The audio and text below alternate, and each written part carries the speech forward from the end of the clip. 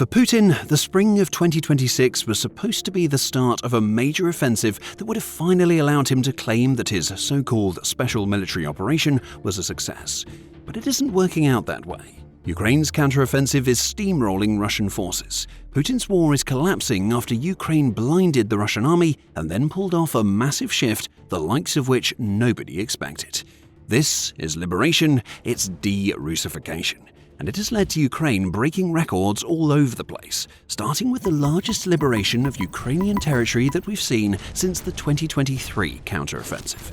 Over the first 2 months of 2026, Ukraine has managed to reclaim a startling 100 square miles of its territory, much of which is in the Zaporizhzhia region, along with other southern regions of the country from Russia.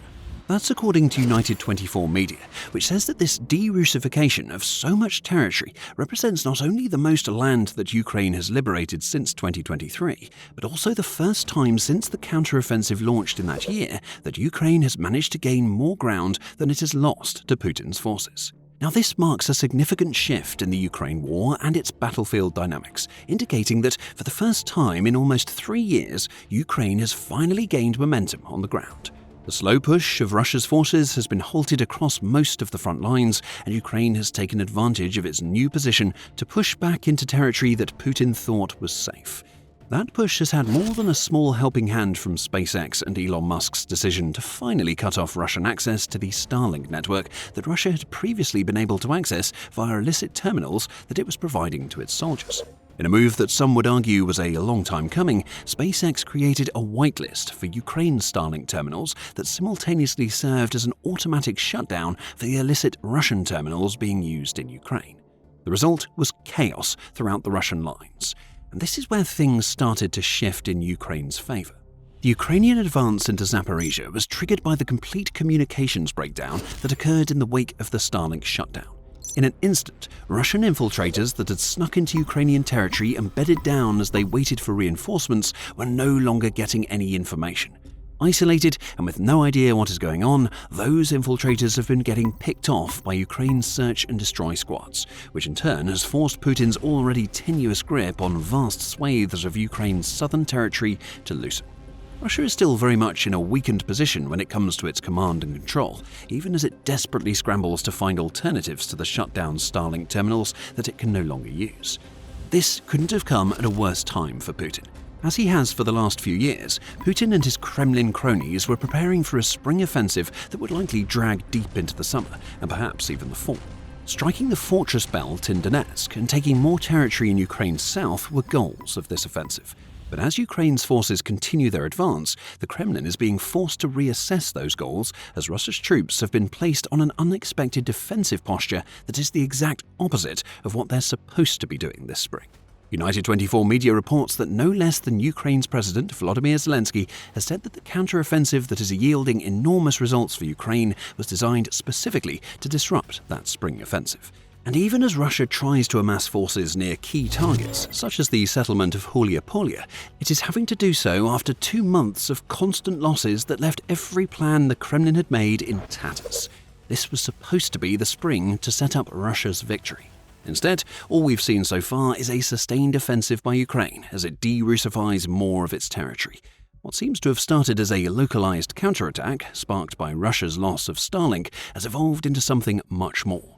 Even as the winter weather clears in Ukraine, which should have set the stage for the offensive that Russia wants to launch, it's still Ukraine making gains as it defends well against the forces that Putin has amassed.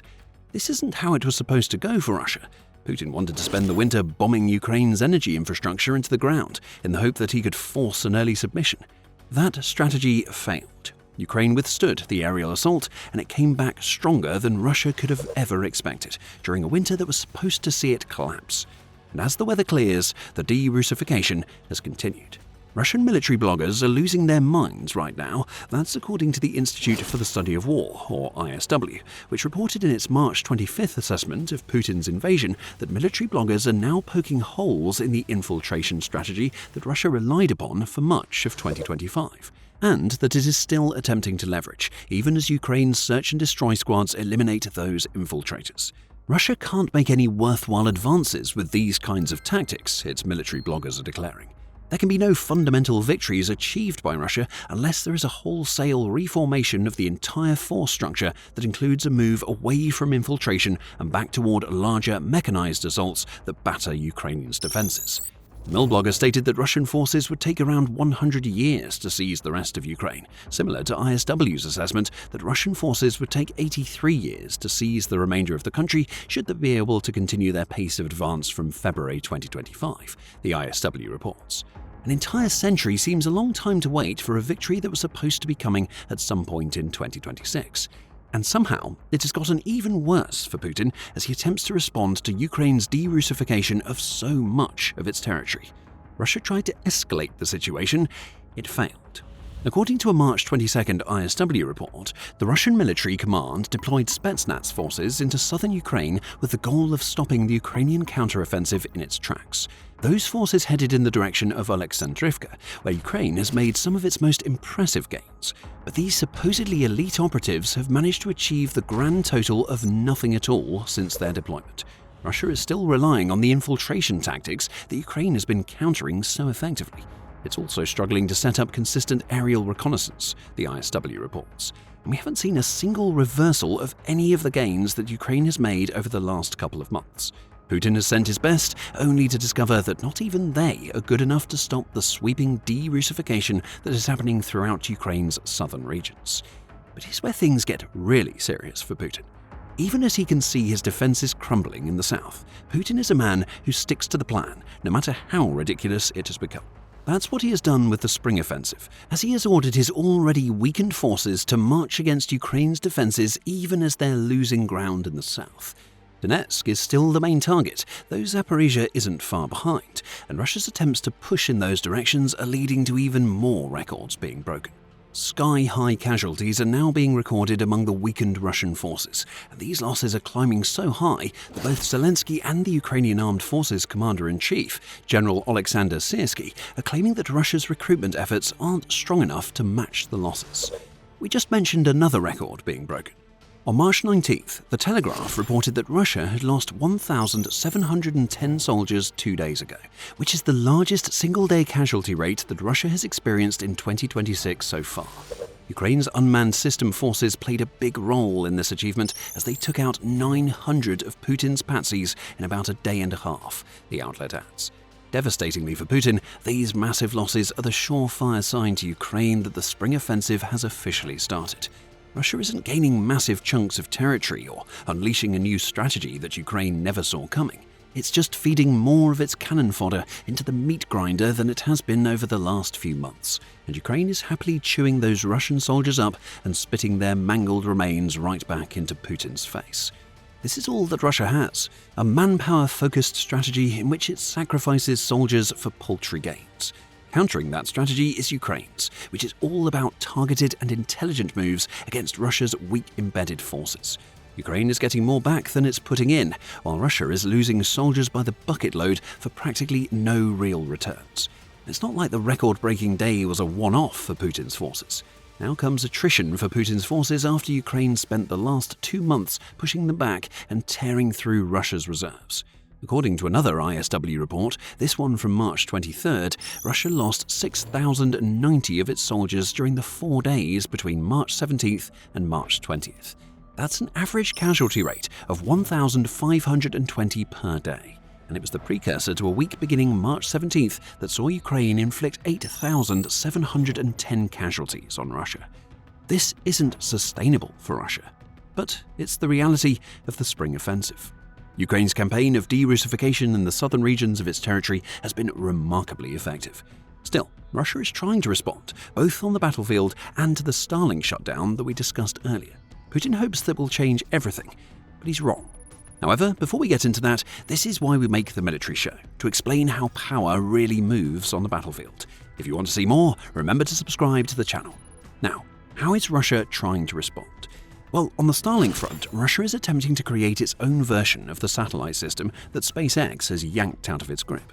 According to a March 24th report by the Center for Eastern Studies, the previous day saw a Russian Soyuz 21B launch vehicle carry 16 satellites that will be part of the Rassvet low Earth orbit broadband communications system Russia is trying to create into orbit. The coming years will see hundreds of these satellites being launched, says Bureau 1440, which is the company behind the system. But this initiative has been in development since 2020, and not even hundreds of satellites, never mind the 16 that Russia just sent into space, are a match for what Starlink provided to Russian forces. SpaceX's satellite constellation is over 10,000 units strong, giving it global coverage. Russia may argue that it only needs to have coverage over Ukraine's territory, but what we see here is a feeble attempt to mimic a communication system that is vastly superior to this nascent Russian version in every single way. Still, some satellites are better than none at all for Russia. They won't help the fact that the Kremlin is banning the use of Telegram on the front lines, which is only feeding into the communications issue that the loss of Starlink created. But those satellites will be there, providing internet access to Russian troops who can't use that access in the way that they need if they're to stand any chance of making Russia's spring offensive a success. Russia is also attempting to put the gains that Ukraine has made to the test. As Ukraine continues to push forward on the back of the momentum that it has built since late January, the New York Times reports that Russia is amassing troops at locations that it believes will be key to the spring and summer offensive. It carries comments from a Ukrainian commander in Zaporizhzhia, Lieutenant Colonel Vitaly Guesak, who says they are massing in these places and want to push us again. Putin's goal, it seems, is to retake the land that Russia just lost to Ukraine's sweeping liberations, allowing it to re-Russify what has just been de-Russified. And we're seeing something similar happen in the Huliopola direction, which we mentioned earlier is a region where Russia is building up its forces. Those forces are now attacking in greater volume than they have at any other point during 2026. Sirski confirmed this, stating on March 15th that the intensity of offensive operations in the Huliopola area is significantly higher compared with that in other sectors. Pravda also confirmed these comments, noting that the intensity of the offensive actions in that particular direction is higher than anywhere else across the front lines. Huliopola is in the Zaporizhzhia Oblast, so it's clear what Russia is trying to achieve here, based on where the majority of Ukraine's counterattacks have taken place in February and March. RBC Ukraine adds that the first 10 days of March saw Russia's forces launch 1,400 assaults. That's another indicator that the spring offensive has begun, as the monthly average was 1,800 between September 2025 and February 2026. If Russia continues at this sort of rate, it will have launched more than 4,200 assaults by the end of March. It's like we said before, Putin's only strategy is to push more meat into the grinder. It is these attempts by Russia to counter Ukraine's de-Russification of its territory that have led to the massive casualty counts we've seen in the days that followed the launch of this new offensive. But for as much as Putin is trying to force his 2026 plans to come to fruition, they're destined to fail. Although Ukraine's counteroffensive is a big enough problem for Putin to deal with, behind it lies several larger issues for which Russia has no solution. The first is the tactics that Putin is being forced to use on the battlefield.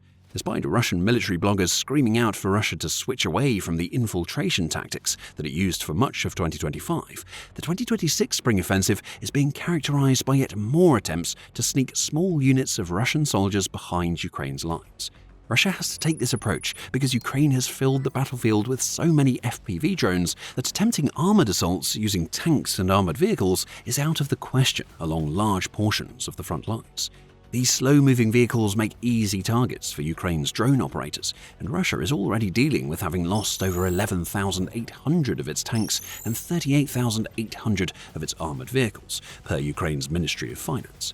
Putin's forces were already running out of equipment, and with even more drones in the skies, using what they have left is a fool's errand. Infiltration may work in the sense that it creates confusion behind the combat lines, but if Russia is to make any significant gain in 2026, it has to introduce some armor into the mix. A handful of troops sneaking into poorly defended hidey holes behind the lines only goes so far. It's this very tactic that Ukraine has so successfully turned on its head during its counteroffensive. Yet Putin seems to think that something that hasn't worked anywhere near the scale that he needs it to work is going to be the answer in 2026. It isn't. Ukraine will make sure of it, and it'll do it by deploying yet more of the FPV drones that we mentioned a moment ago. As the Kyiv Independent reported on December the 24th, Ukraine's armed forces were on track to receive a total of 3 million FPV drones by the end of 2025. That gives you an indicator of the sheer scale of the FPV drone army that Ukraine has amassed to deal with Russia's attempts to advance, and it doesn't account for the long-range drones Ukraine uses to hit Russia, or the mid-range drones that it has introduced into its arsenal to attack the Russian near rear in the occupied territories. This army of FPV drones has been used to create lethal kill zones all across the front lines, especially in the regions that Russia wants to target with its spring campaign. And by the way, Ukraine pushing Russia's forces back as much as they have over the last months offers the benefit of being able to create these kill zones in territory that Russia thought it would be holding when it launched its spring offensive. What Ukraine does with these FPV drones is force Putin's hand when it comes to the infiltration strategy that he will be using in 2026. The small Russian units are trying to sneak through these kill zones. Those who make it through may be waiting around for support, but they're not going to get anything substantial.